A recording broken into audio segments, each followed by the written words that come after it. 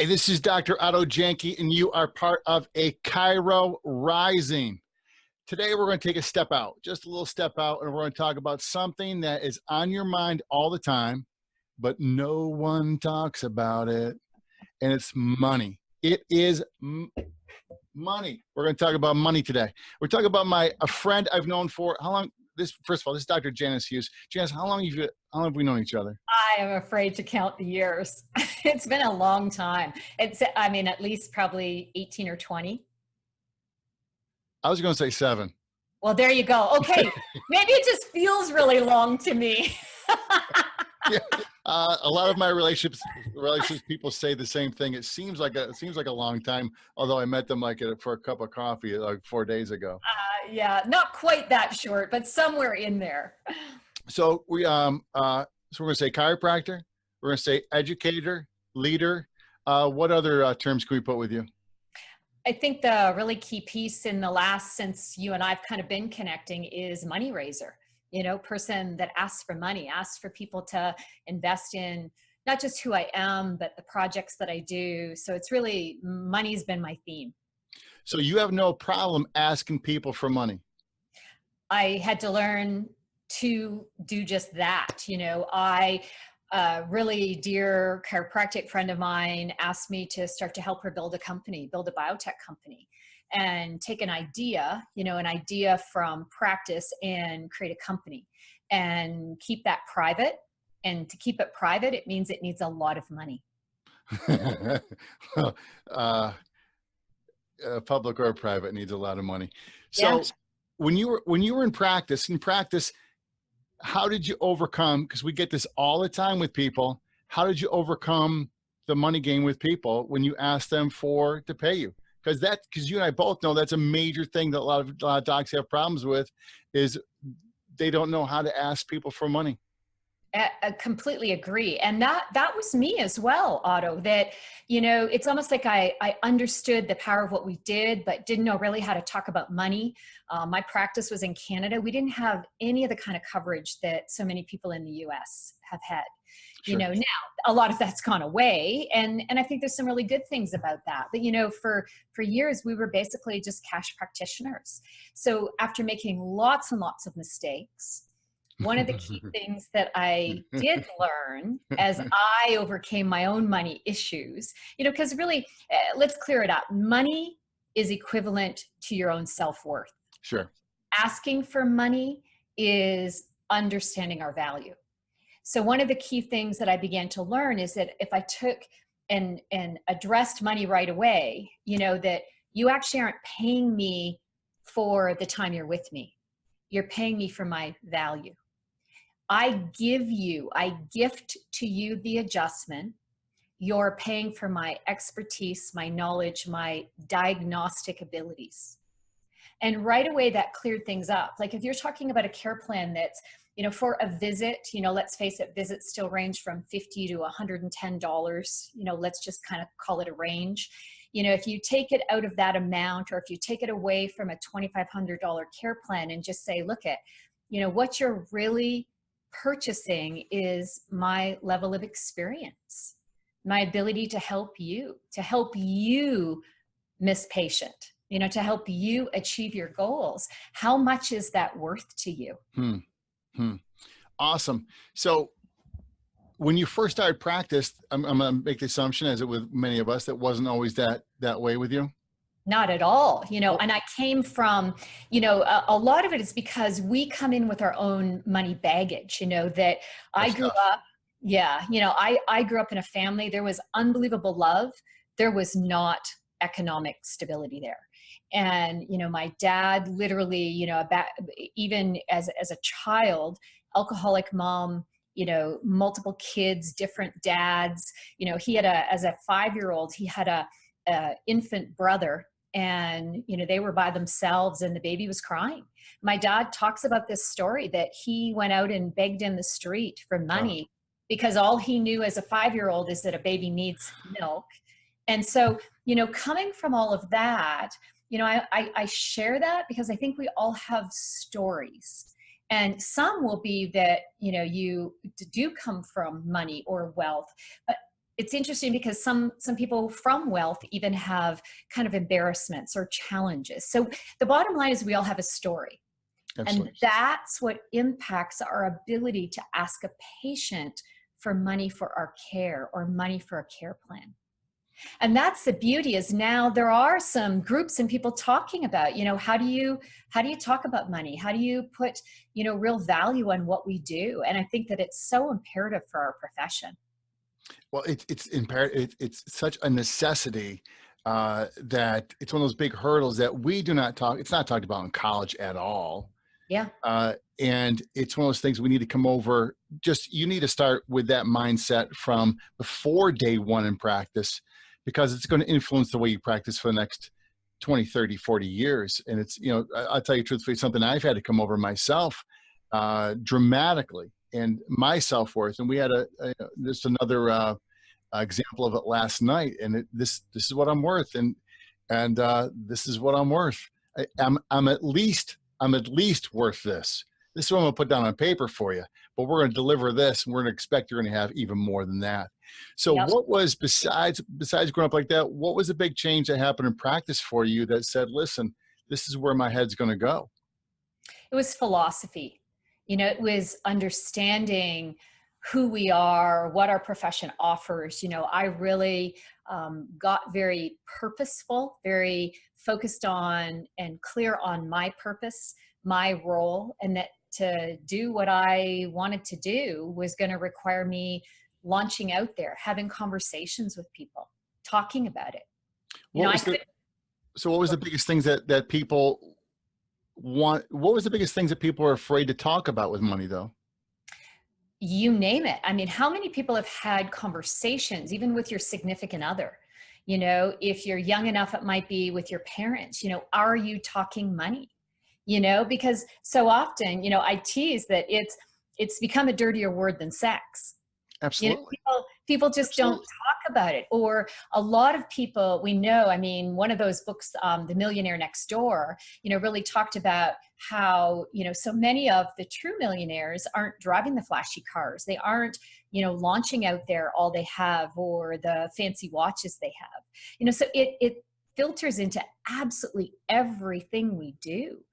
I just last weekend was at one of the colleges teaching a business class, and, asking some of them, they're anywhere from 4 months to 12 months out of graduation. And I asked them how many of them knew their credit score. And it's really embarrassing to say that under 10 people in that room knew their credit score. Oh, sure. Sure. And so now remember, they're coming out of school. Students are on average about $220,000 to $240,000 in debt when they graduate chiropractic. And now, if they haven't even thought about their credit score early enough, so you can see what I mean. Like we don't talk about money. So not only do we have our own story, but then we haven't created an environment where we're talking about it. And if we don't get talking about it, we are not going to have new successful doctors, because they're just going to be so riddled with debt and fear. One of my biggest fears and my biggest concerns for our profession is the tidal wave of docs who cannot make it in practice, even though they're super, super talented, super philosophical, might be tick warriors. It doesn't matter if you can't keep the doors open. So what is the conversation that people can start off? So let's start with the new doc. Then we'll progress down the line to someone who's been in practice for, like me, for 26 years. What's the mindset or the talk that a person needs to have who's either in school or just started practice? What do I do now? Where am I? What's my money story? How do I change that? What are some affirmations? Really like didactics, tangible things that they can work on every day, work on every moment during the day, even as they make a mistake or don't sell a care plan well. Well, I'm growing better and better every day in every way. What will I do on my next one? Who do I ask for help? So really, for a startup, it's really what actions can I take today?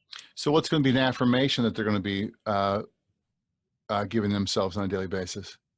Well, that one, I basically stole it from Tony Robbins. I'm growing better and better every day in every way. And I probably, as a young doc, said that 100 times a day. But related to money, you can't say I'm $240,000 in debt and now start to affirm I'm incredibly wealthy. There's like too big a disconnect there. The bullshit meter goes up quickly. Absolutely. It's like every part of you is screaming. So instead it's, things like, I am taking charge of my finances. Love that. I am learning the tools to change my money story. So things that are stretching you or opening up the conversation without making it too big a leap. So let's go 10 years, 15, 20 years into practice. What's that doc thinking? And how's that doc going to change their future? Well, I think that there's one step even before that. So after startup, I really talk about there being that kind of 3 to 5 to 7 year phase where, there it's how do you do things and how do you change your story so that you're moving from striving to thriving? How do you start to get a few more money tools, learn some strategies? That's kind of where a little bit more fits in about some money strategies. And then the part that you're talking about all the way from, again, now some people are there by 10 years where they're, sure, really thriving and very successful, but absolutely by that 15, 20-year phase, it's really, what is my exit strategy? And see, I would love that as a profession, we're even identifying that sooner, that we start really early saying, how do I set up my finances? How do I set up my life, my business and my life so that I could be financially independent in 10 to 12 years? Because then guess what? If we have that foundation, we get to get up and go in and practice completely differently. How so? How so then? If you don't have to go in to generate cash flow, to generate revenue, if you have your plan in place, if you are financially sound with, your future, with your wealth plan, you wake up and you do it differently. Sure. Suddenly it doesn't matter to you whether this person signs up or not. And I say that, and I don't mean that, like, philosophically, we want everyone under care. Yes, yes. But yet the clearer we get that if money really is the barrier, then instead of let's make a deal, then you could say, look, I know how important this is for you. When you're ready, my doors are open. And you say that to a patient when you are so sound financially that you're now not trying to figure out your cash flow stuff. Whole different ballgame. It really is. So that's where I think part of my vision, Otto, and you and I had a great conversation about, why for me talking money, why coming back and doing some projects related to women, in the profession. Really for me, it's basically my passion and legacy project that, for me, for our profession to really move the needle, because it's in the same place that you and I know it's been for a long time. Oh, decades. To really move the needle, it's going to take like that abundance and wealth consciousness and resources, financial resources behind us as a profession. Well, so two things. One is I firmly believe that we need to be the leaders of our communities also. But to do that, here's a reality. We need some cash. We need some cash behind us to do those things. Absolutely. I was with my friend, Dr. Joe Borio, a short time ago, and we did a money seminar, money weekend. And one of the things I asked everybody was, if you had the funds that you wanted, what would you do with the money? Because I'm a firm believer you need to give money a job. Yeah. And so there was 3 things I've always wanted to do with my monies. But going into that, the exit strategy, you're not saying necessarily to set up a time frame where I'll no longer be in practice, but I no longer have to be in practice. Absolutely. And it just becomes your freedom.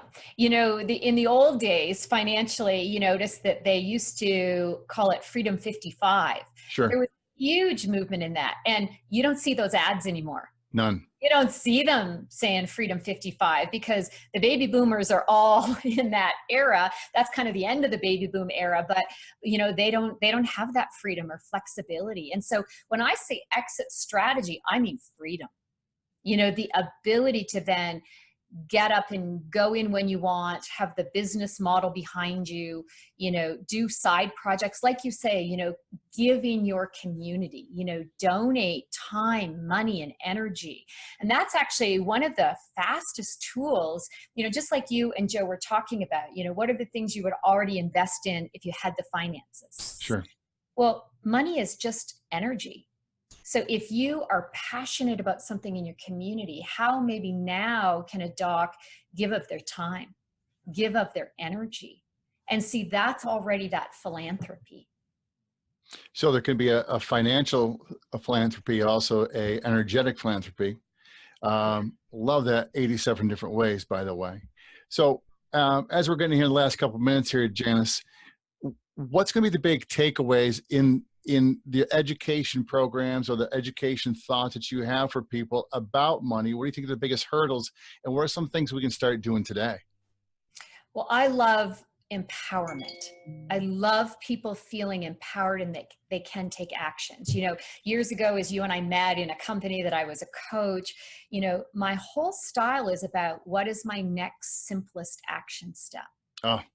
And that's where, for so many people, like if you take nothing else away, but just that I am wealthy, I am enough, I have value.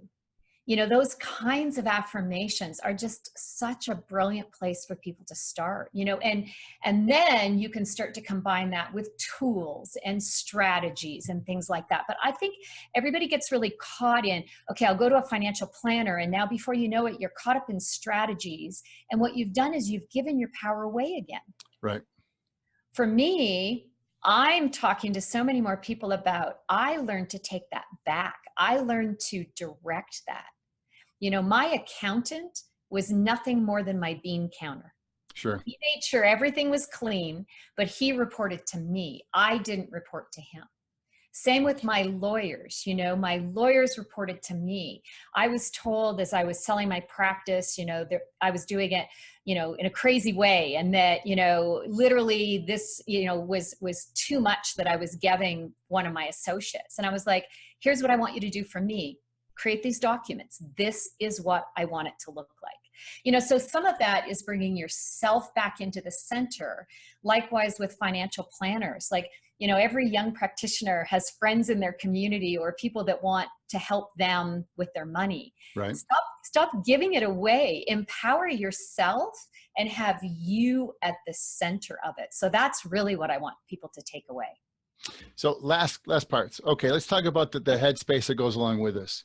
And there's going to be some people on here, because I went through this myself, are you freaking kidding me? Affirmations are going to help me. Are you kidding me that they're going to help me? Because I don't think I'm worthy enough for the money, and you think I'm going to say something to myself, which is going to change that. Yeah. Everybody questions that. Everybody. Everybody's questioned. I could show you incredibly wealthy people that questioned it in the beginning. And then, there's a reason that the Nike slogan, just do it, is so empowering. It's like, what? Everybody listening gets to choose. Okay, I'll either try it or I won't. And even trying it, I'm going to give the example of kids are fresh, they're wide open. And my sons kind of laugh some of the things I've made them do. And, my middle son, when he was in the 3rd grade, literally he went into school being able to read better than he was reading in the 3rd grade. And it was, we moved and a teacher had him stand up. We moved to the US and kids laughed at his accent. So you tell me that you want to read when other kids laugh at you. So if